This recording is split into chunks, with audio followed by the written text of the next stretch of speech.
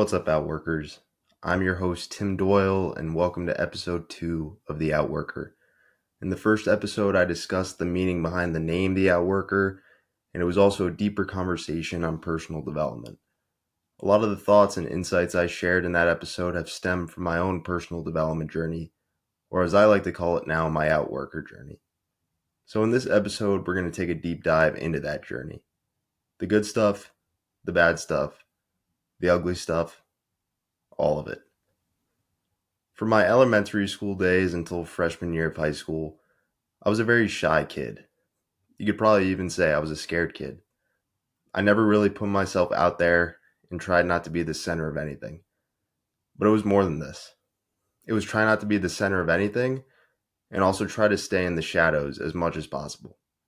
It was a fear, but in the long term, I do think there was some benefit that came from this. Like I said, I think this shyness lasted until freshman year of high school.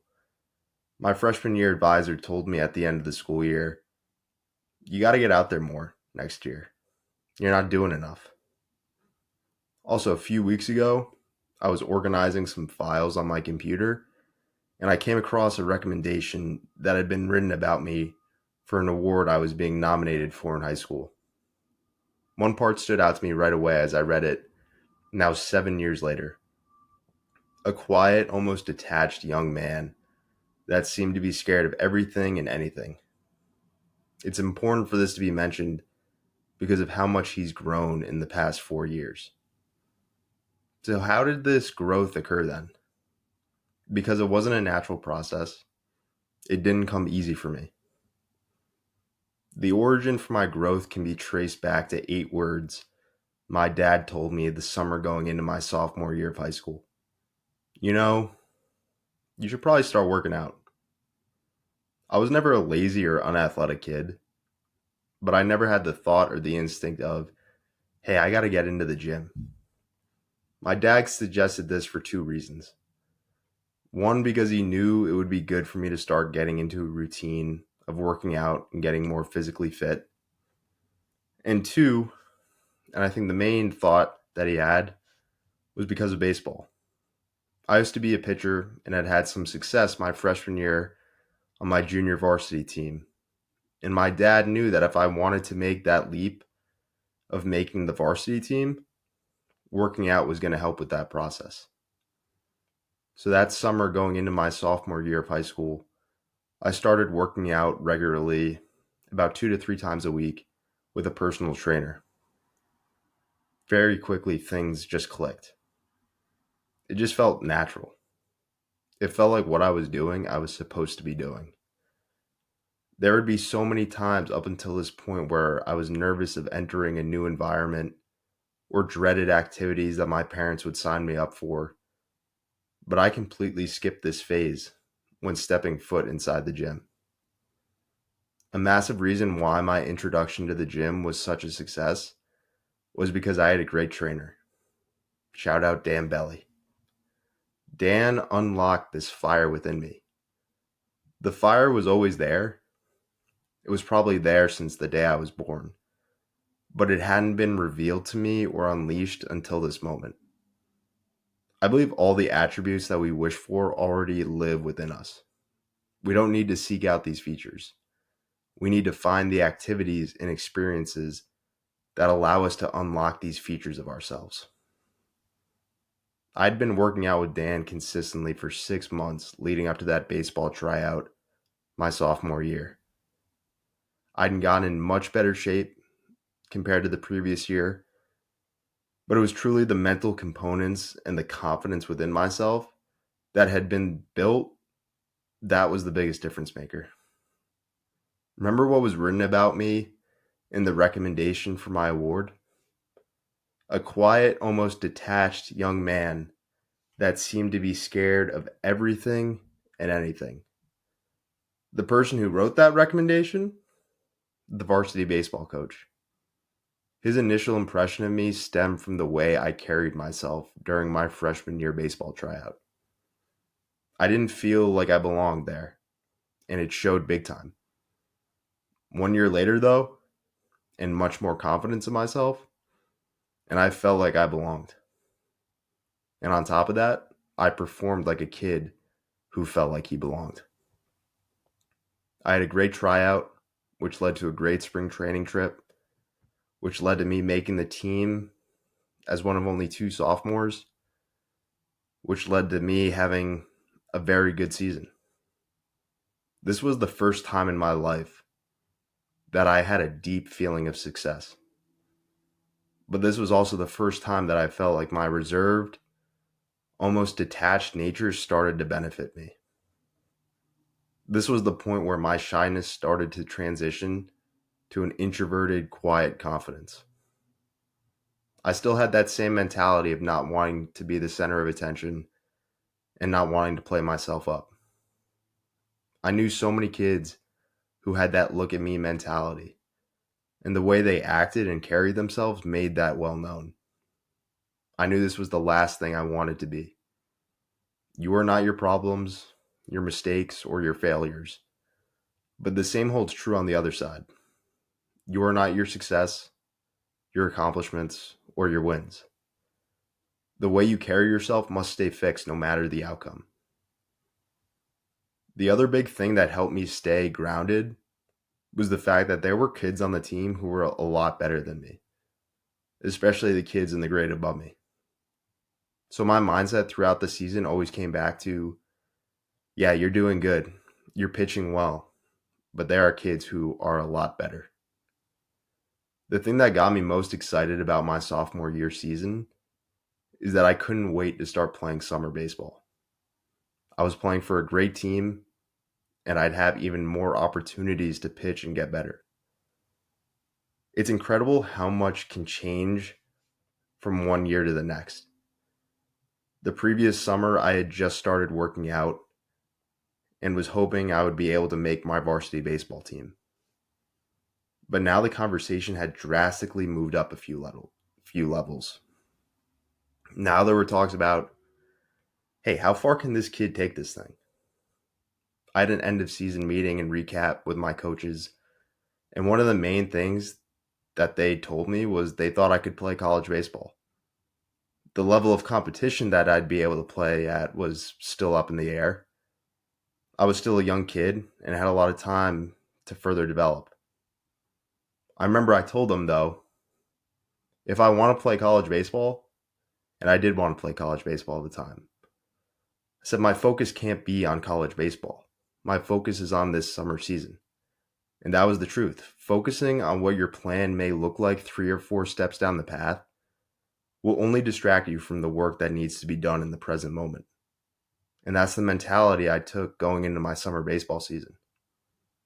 And I proved that mentality right in my first game. Man, was I feeling good in that first game. Everything was just clicking. If there are any current or ex pitchers out there, I think you know what I mean. Hitting all your spots. Ball feels like it's jumping out of your hand. And you just feel like you're in total control. I picked up right where I left off in my high school season, and I couldn't have asked for a better start to this summer season. I remember I thought to myself after that game, I was like, man, this could be a special summer. And then that thought quickly disappeared. The next morning after that game, I woke up in a lot of pain. I couldn't raise my arm above my head without feeling terrible pain. I tried going through my pitching motion, but couldn't do it without pain. I started panicking. It was always common for me to feel sore for a couple days after I pitched, but this wasn't soreness. This was different. This was pain. And the worst thing I could have done for it is exactly what I did do. I didn't tell anyone. And guess what? Because of this, I pitched in another game. I literally just willed my way through that game. And the funny thing is, I somehow pitched pretty well. The thing I didn't know at the time, though, is that this would be the last time I'd ever see or feel some type of success from playing baseball. I got an MRI on my right shoulder, and unfortunately, it had shown that I had a labrum injury. Thankfully, I did not need surgery, but I wouldn't play another game that summer. My work had quickly shifted from progressing my skills on the field to now rehabbing from a shoulder injury. I started physical therapy the middle of that summer and was making very slow but steady progress. That fall, now in my junior year of high school, it was time to take my recovery to the field and actually start throwing again. I started working with a baseball trainer named James Mondesir. He had worked with another pitcher on my team who had a shoulder injury as well. He was also a former professional pitcher who was in the St. Louis Cardinals organization, and he had also dealt with a shoulder injury during his career. So I thought this would be the perfect guy to work with. I didn't know it at the time when I first met James, but he would end up being one of the biggest influences in helping me further develop my mentality and work ethic for my entire life. But this didn't come from the work we did on the field. James wanted me to start training with him in the gym as well. On one of the first days I was working with him, I remember he point blank told me, "You're not big enough." James always said things bluntly with no filler BS, but he had a special gift of doing it in a way that made you know it was because he cared about your development.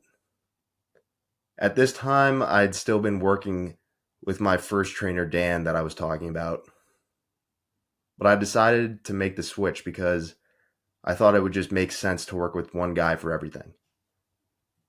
When I stepped inside the gym with James, I reached another level that I had never been to before. This dude was all work, no excuses, very little praise. He told me something that has left a profound impact on me to this day. Don't look for praise from the work that is expected from you. Dan was the perfect first trainer that I needed as a kid. He showed me the basics, he built me up mentally, and he was tough but in a friendly manner. James was the second trainer I needed. Honestly, I think if James was my first trainer, it may have done more harm than good. But because I met him when I already developed a little bit of a foundation, his training style and mentality towards everything helped me find a new realm of myself. James helped me turn from a boy to a man. It's also with James where my love for working out really started to take shape.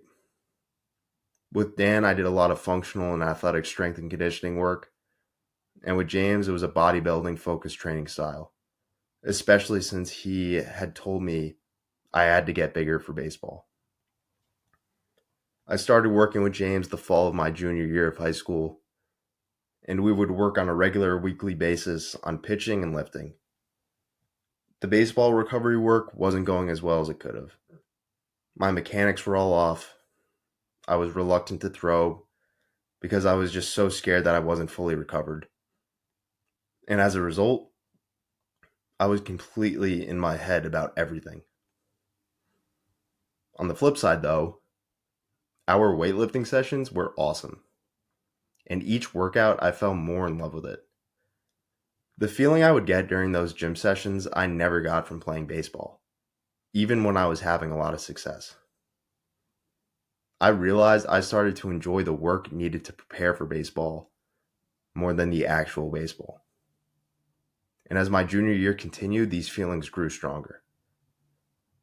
While my love for working out and my mentality had continued to be built in the gym, this did not transfer to the baseball field like it had the previous year. Bluntly speaking, I had a terrible junior season. Complete regression from my sophomore season. I had no confidence when I was pitching, and it still didn't feel like I was 100% recovered from my injury. I still dealt with pain. I made the decision, and it wasn't even a hard decision, to stop playing baseball for good after that junior year. Part of the reason why it wasn't a hard decision to make it is because I didn't make baseball a part of my identity.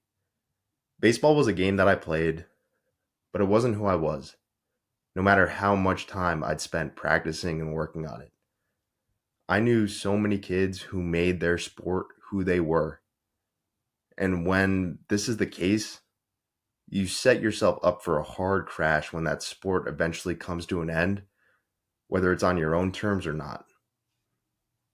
Also, to a certain extent, this was an exciting decision in my eyes. Why was that the case? Because now I could focus all my time and energy on what I realized I truly loved: fitness. I was supposed to play summer baseball again, but now that was done, and I could now start spending all my time on progressing in the gym and building my body and physique. And by building my body, I mean make the biggest mistake and do the exact opposite. What's every kid's dream and goal when they start working out? Every kid wants that six pack, and I knew I had to lose body fat if I wanted that. What happens though when you cut down, but there really isn't anything to cut down to? I don't know what the best analogy is to explain this, but it would be like trimming a tree that you just planted. I don't think you would classify what I was doing as an eating disorder, but it definitely wasn't smart or healthy.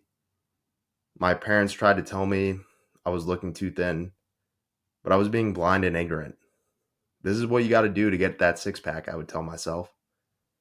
It took my yearly physical at the end of that summer, before my senior year of high school, for me to snap out of this routine. I had weighed a decent amount less compared to my last physical that it warranted my doctor telling me that I needed to gain weight. Pretty quickly, I was able to get back into a normal and healthy routine, but I was embarrassed about what had happened.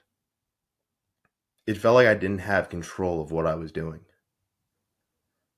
By the end of my senior year of high school, I was still relatively thin, not in an unhealthy way like I was, but I was just skinny. So, what's the next thought and goal that a kid has when they start lifting weights? I want to put on muscle. I got to get big. There's nothing wrong with this. Putting on muscle and getting bigger is a great goal to have. But the way I went about it was completely wrong. This is when I entered the next stage of my journey, when I made another massive mistake. My mindset earlier was, I got to get cut. I got to get shredded. And now I was on the complete opposite end of the spectrum. I got to bulk up. I got to get big. The summer going into my freshman year of college and most of freshman year, I bulked up. I did gain a good amount of muscle and I got a lot stronger, but honestly, I was just getting fat. And the same thing happened again. My parents were like, "You're too big. You don't look healthy." And once again, I was ignorant and blind. I just played it off as, hey, this is part of the process. This is what I got to do to put on muscle. Yes, the thought process of having to do a bulk to put on muscle was correct. But I was doing it in such an extreme, stupid way that it did more harm than good. It took another doctor's visit and another weigh in for me to realize the extent of what I was doing was once again not healthy. This time I felt even more embarrassed, and I remember I broke down after that doctor's visit. I was just like, dude, what the hell are you doing with yourself here? The interesting thing though is that the things that had gotten me into this mess with lifting, but mostly my diet, were also going to be the things that helped me get out of this. I didn't need to stop what I was doing. I needed to make tweaks to what I was doing. So the end of my freshman year of college, and that summer break, I spent it losing weight and getting back to a more fit and healthy state. I did it in a much smarter, more gradual process compared to last time. I had already started learning from my mistakes.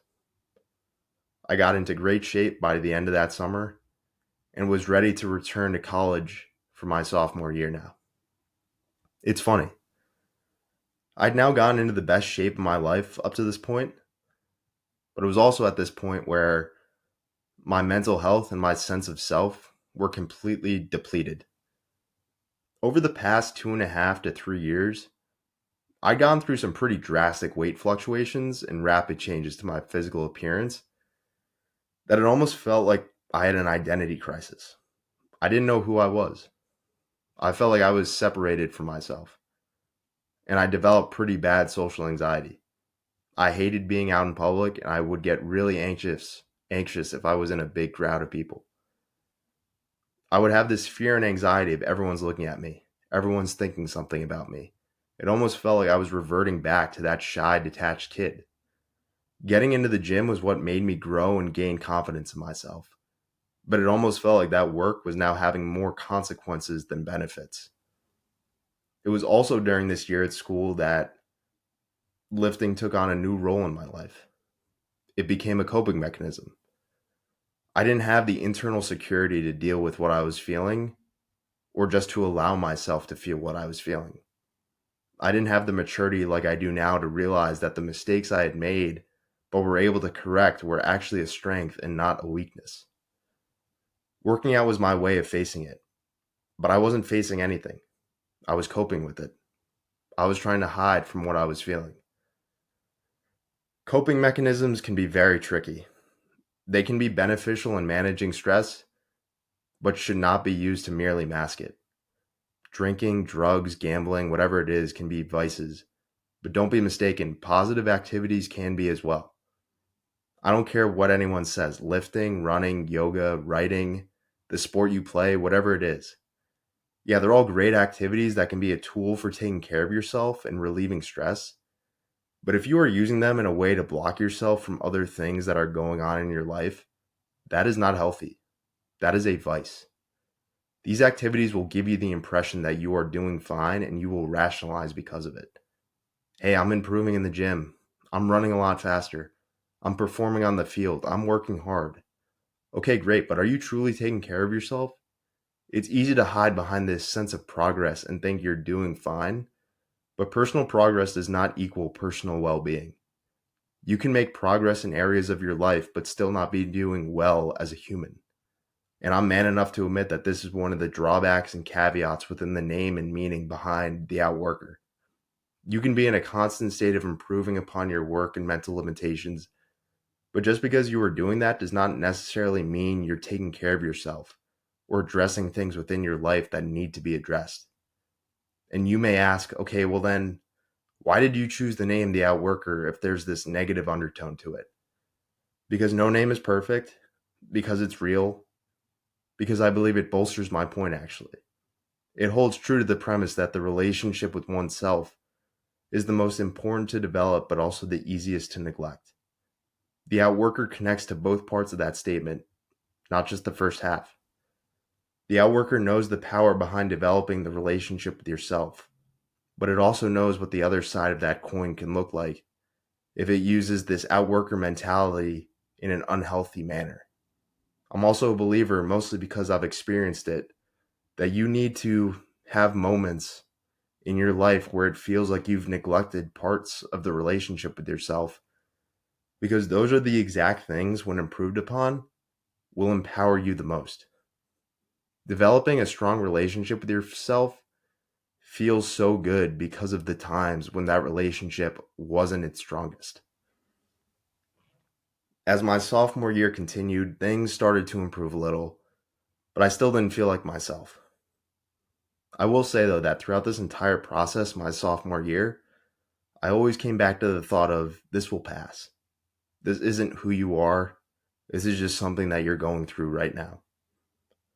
But I also knew I needed to help myself out in the process.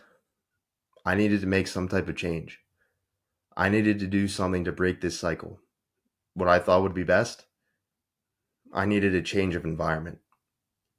My college campus at the time now felt like a place that would keep me in this bad state of mind longer than I had to be.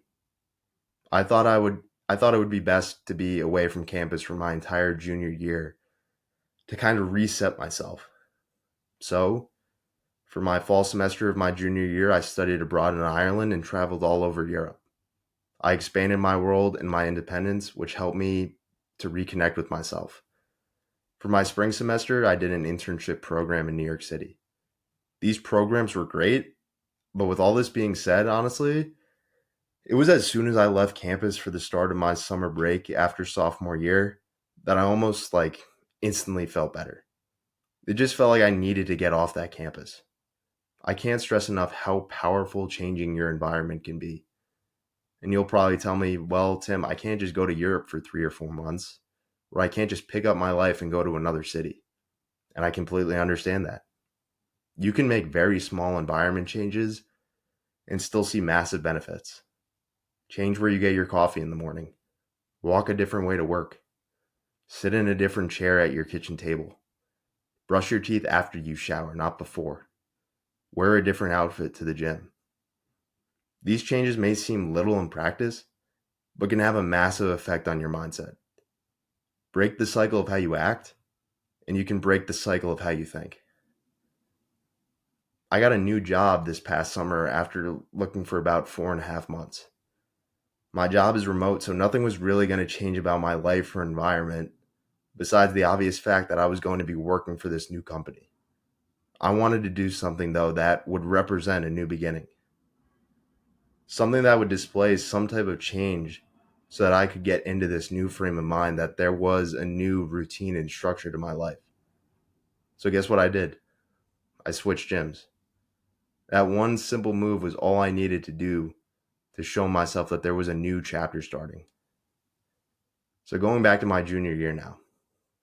After I got back from studying abroad, it was off to New York City for my spring semester internship program. I worked for a real estate company called Marcus and Millichap. I was doing fantastic in all aspects of my life now. All of the things I was dealing with my sophomore year felt far behind me. I was nervous to enter this new environment, but was also very excited. This was my first ever real job and office experience. The first couple of weeks were definitely a shock to my system, especially after studying abroad, but it was a shock that I needed and benefited from. Taking on New York City at a young age and getting a taste of real world experience was great. But as quickly as the program had started, it had been shut down. The program started in February of 2020. Now, why would it be shut down? COVID brought the entire program to a screeching halt. I was supposed to be there for 7 full months because I was going to continue interning at Marcus and Millichap throughout the summer. But I only ended up being there for 6 weeks. So from March until August of 2020, I was living back at home in lockdown. As time went on and the lockdown persisted, I began counting down the days until I could get back to school for now my senior year of college. I got really lucky in terms of school during this COVID time period. All classes were online for that fall semester, and no students were allowed to be on campus. Thankfully, I had off-campus housing already lined up with my friends, so we were allowed to use it. Honestly, it was kind of a cool and exciting feeling, knowing that it would only be seniors around school. I was also especially excited and proud to be returning to school because the last time I was there was during my sophomore year when I was struggling with the stuff I talked about earlier. Life now was going very, very well. I'd grown so much in the past 2 years and was excited to return for the final year of college. On the day I left my home to drive back to college for my senior year, my dad handed me a letter.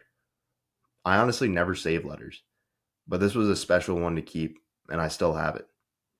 There were 2 sentences in his letter that did not stand out to me at the time, but 4 years later, these sentences hold extreme value. The first sentence: there's been some pain in the midst of your progress, but you took that pain and used it to further launch your efforts and pursuits in a very positive fashion. The second sentence: make the most of what is in front of you so that regardless of how this year plays out, you can look back with the same measure of pride that you have brought to all aspects of your life and say, I did my best. This letter was dated August 25th, 2020. About 2 or 3 weeks later, I would embark upon the toughest physical, mental, emotional, and spiritual journey of my life. I suffered a bad back injury that would have me in 24/7 pain for 7 months. I'm not going to touch on all the details or the specifics, but if you're interested in all that info, I created an 8-part mini-series called Back on Top, which chronicles the entire story of me dealing with all this. What I will touch on here, though, is a lot more of the personal and bigger picture thoughts that really didn't fit into Back on Top. A director's cut, if you will. My back injury prevented me from working out. Absolutely no physical activity. I didn't work out for 150 straight days. My favorite part of the day, the thing that my day revolved around, had been abruptly taken away. I was obviously going through a very challenging time right now, and working out was always that thing that helped me deal with tough times in the past. But now working out was off the table. That coping mechanism had been stripped away from me. Like I spoke about earlier, when things were tough during my sophomore year, working out became a coping mechanism. When it came to my back problems, I didn't have that coping mechanism to mask what I was going through. There was no way to suppress or hide what I was dealing with. I had to deal with this head on. In the moment, I obviously hated not being able to work out. But man, this time away from the gym allowed me to grow in so many different ways. It was tough not being able to express myself physically in the gym, but this was a necessity for me to be opened up to other ways of expressing myself. I mentioned in the first episode that I was an English major in college. Honestly, the main reason why I became an English major was because I hated studying for tests and always preferred writing a paper no matter how many pages it would have to be. Also, my mindset when it came to writing papers was always just me trying to get it done. I'm not saying that I didn't care about it or that I didn't put in effort. I did put in a lot of effort and I would try to write the best paper I possibly could. But the goal always came back to me just trying to get it done. But now that I wasn't working out and really couldn't do anything, I had a lot more free time on my hands. So reading the books for my English classes became a core part of my days. As a result, I became much more thoughtful when writing my papers. This became a new way that I could express myself. The only way I could express myself at the time. My injury and the constant pain I was in changed my mindset and outlook on reading and writing. My English classes took on new meaning, and I can point to a specific moment when this shift occurred. I was taking a Shakespeare seminar during my fall semester of my senior year when I was right in the middle of all this with my back. Professor Lee Ozer was teaching the class. This man's passion for his work and teaching was unlike any other professor I had. The depth of knowledge to which he could talk about literature was insane. Before class one day, I emailed him to give him a heads up that I'd be logging off of class early because I had to meet with a doctor for my back. He completely understood and said that it wouldn't be an issue. I think he might have even said that he had always dealt with back problems throughout his life. On top of all the pain that I was in, I was so anxious and stressed out about this doctor's meeting.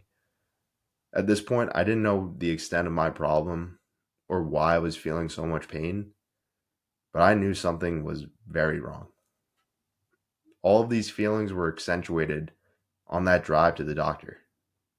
But as I was on my way, I got a text from another kid in the class, and it said that when I logged off early from Professor Ozer's class, he had stopped his lecture and told the class, "I just need to say, Tim wrote a fine paper."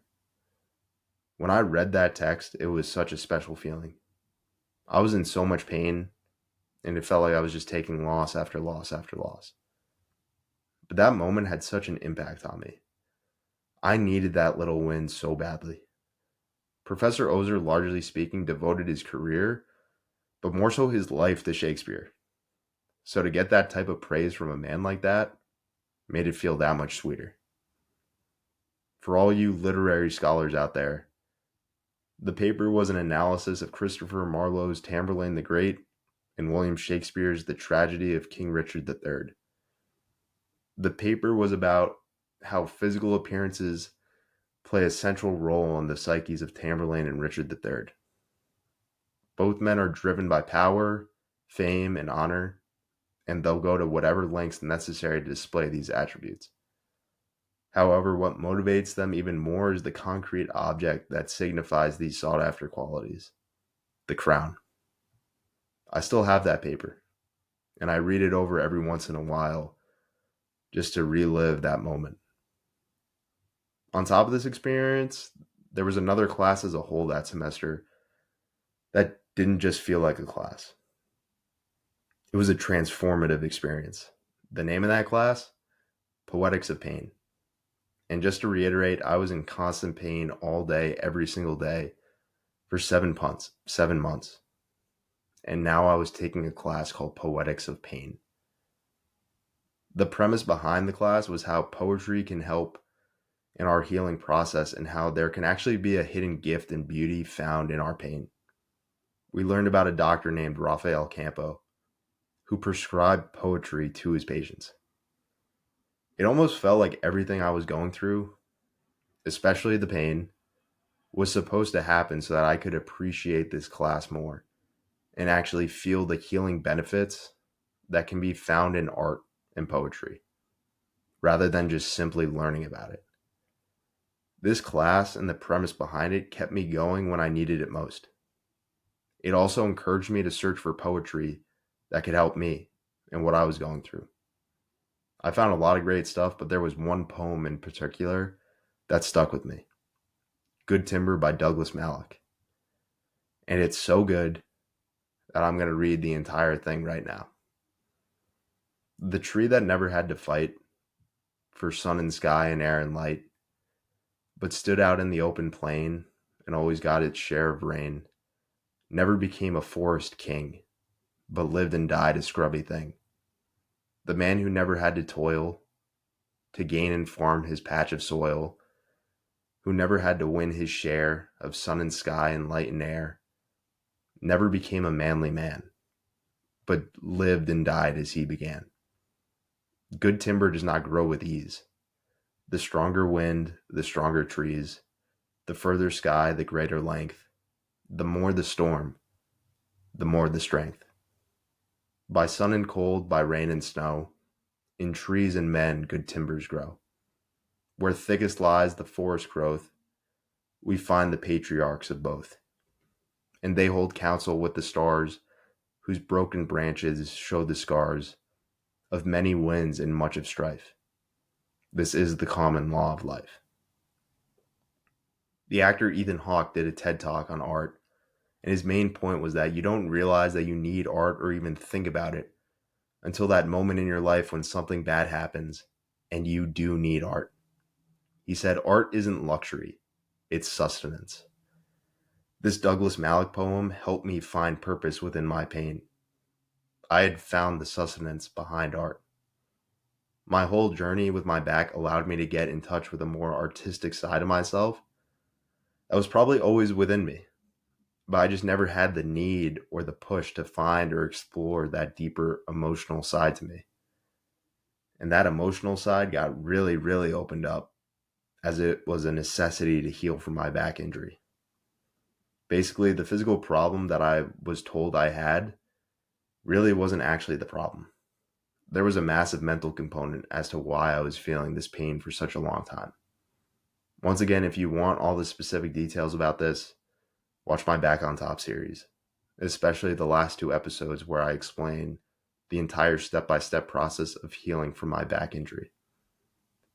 A crucial aspect of overcoming this was improving the relationship that I had with myself. And to do that, I needed to open myself up to myself. And this is the exact point that lives in the front of my mind with the Outworker. The relationship with oneself is the most important to develop, but also the easiest to neglect. I didn't have a bad relationship with myself, but there definitely were parts of myself that I was neglecting to address or search for. One of the main ways that I was able to improve the relationship with myself was by having solo therapy and meditation sessions. These sessions weren't just meant for stillness or silence. The advice I was given was to think of it as having talks with my brain. I realized that a great way of having these conversations was by taking a third-person mindset of looking at myself. Basically like, what's going on with Tim Doyle? Who is Tim Doyle?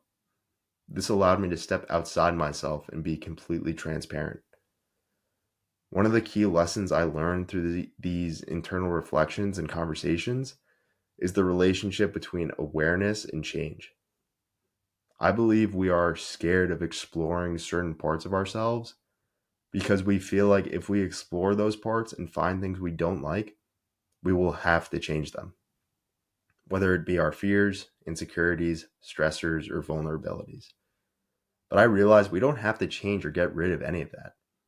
It would be impossible to get rid of those things, and we'd probably do more harm than good if we tried. What we do need to do is just be aware. Be aware of who you are as a person and how you tick, whether it's good stuff or bad stuff. What I also realize is that we need to allow ourselves to feel our emotions. When I reflected upon my sophomore year, now 2 years later at this point, I realized that I wasn't allowing myself just to feel what I was feeling. I was trying to fight it. I was trying to block it out. I convinced myself that it wasn't okay to feel those anxious feelings, so I tried to suppress them. My back injury taught me how important it is to allow yourself just to feel your feelings. Acting in accordance with those feelings is actually so much more helpful than trying to counteract them. You are not your feelings. Feelings are things you experience. You've felt hungry before, right? But are you always in a constant hungry state? No, of course not. Hungry is something that you feel in moments. The same holds true for other feelings as well, whether they're good or bad, and whether you feel them for a short amount of time or an extended period of time. Happy, sad, anxious, calm, stressed, relaxed, tired, energized. Understand that these are all feelings that you have felt, but you are not these feelings. When I had all these epiphanies, it brought me real peace. I was scared of the insecure, vulnerable, and challenging parts of myself, but now that I wasn't trying to fight against these things, they felt like strength and the things I was proudest of. I didn't just heal from this back injury. This felt like I healed in general. I felt like I was reborn. I needed to be totally broken down and beat up throughout this entire process with my back to allow for the old version of myself to be shattered and the new and realist version of myself to come to the surface. These were the worst 7 months of my life in the short term, but the best 7 months of my life in the long term. I gained a greater appreciation for life, and honestly, I would not have had the courage, confidence, or belief in myself for sharing the things that I share. I definitely would not have started this podcast, or at the very least, I wouldn't have had such a strong premise and message behind this podcast.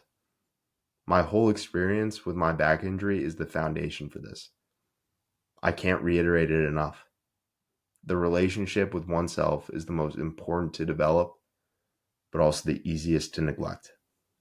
It took this injury for me to look at the neglected parts of myself and find parts of myself that were covered up deep within me.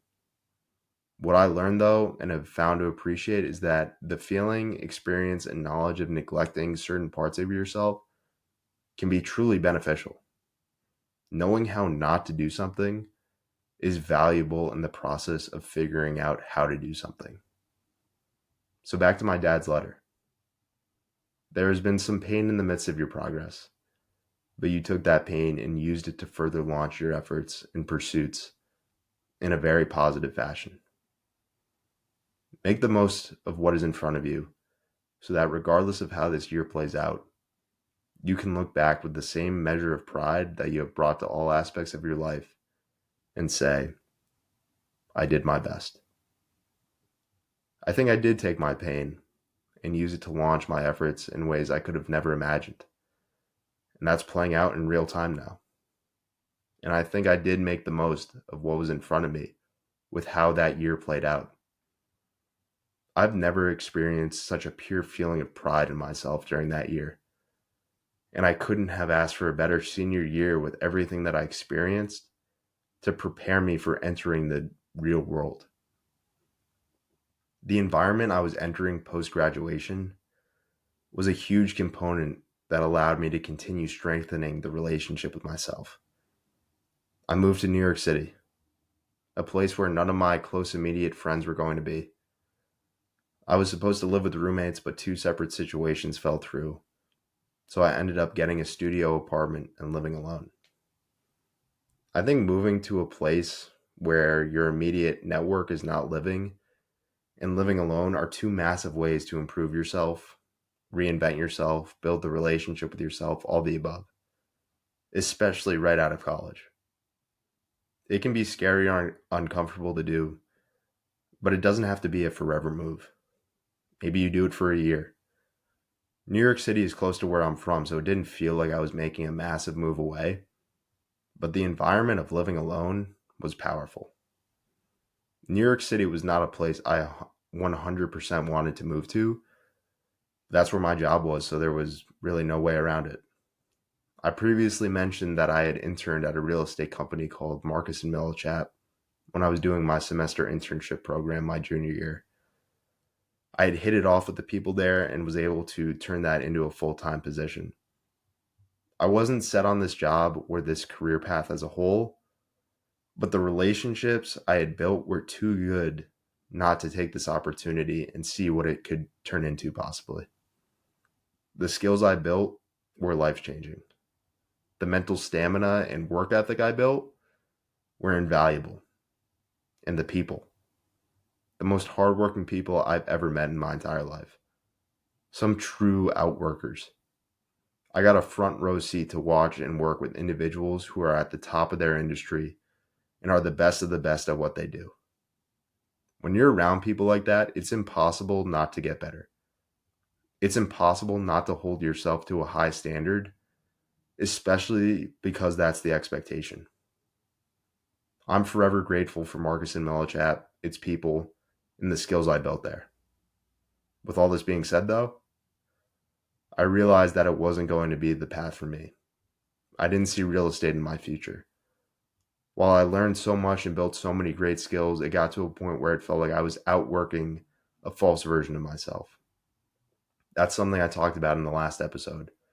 We must always take inventory of ourselves to make sure that we are staying aligned with ourselves. If I kept going down that path, it felt like I would have kept going in the wrong direction. So I quit. I didn't have another job lined up, but it got to the point where it felt like the right decision to make.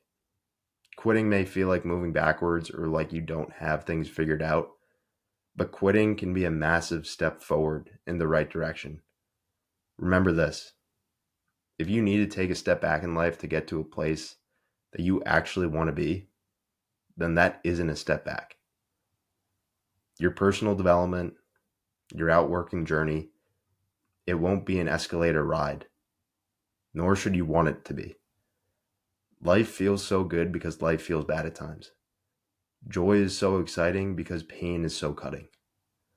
Peace is so freeing because stress is so overwhelming.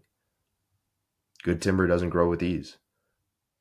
This quote from the author, Pierce Brown, sums it up perfectly as well. Life is meant to be felt. Else why live? Valleys make the mountains. My weakest moments have allowed me to build the strongest and proudest parts of myself. And the reason why I've shared all this with you today is because I've seen how powerful sharing experiences and stories can be through my Back on Top series.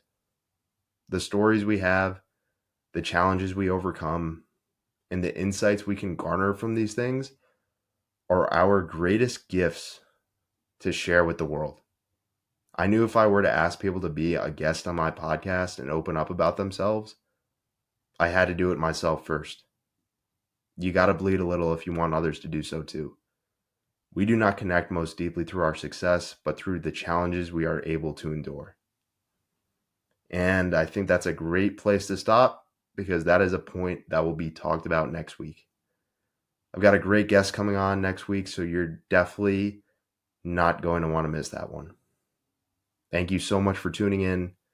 I truly appreciate your time and support. Connect with us on social media at out.worker. Let me know what you thought of the episode and what you would like to see in the future. Any feedback would be awesome. Don't forget to subscribe for more exciting content. on YouTube and leave a review on Spotify, Apple Podcasts, or whatever platform you are listening on. So until next time, keep outworking.